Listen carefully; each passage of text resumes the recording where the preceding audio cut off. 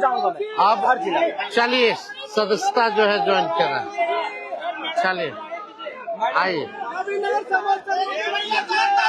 तो फाइनली दोस्तों training star Khesari Lal Yadav ji का पत्नी का चंदा यादव का टिकट कंफर्म हो चुका है। आप लोग देख सकते हैं ट्रेनिंग स्टार खेसारी लाल यादव जी, चंदा यादव का जब इंटरव्यू लिया गया तो ट्रेनिंग स्टार खेसारी लाल यादव जी पहुंचे और तेजस्वी यादव पहुंचे, जो कि अभी लाइव फेसबुक पे कुछ मिनट पहले थे।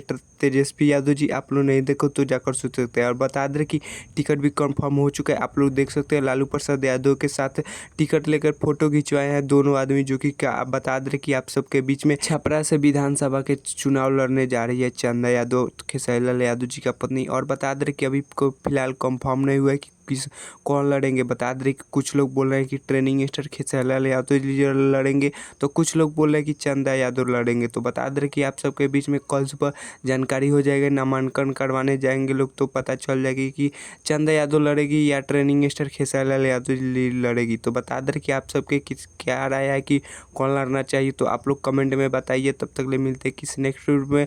और बता दें कि सुबह सुबह आप सबके बीच में बता देंगे। तो चलिए हमारे चैनल पर तो चैनल को सब्सक्राइब कर लीजिएगा। तब तक ले जाओ।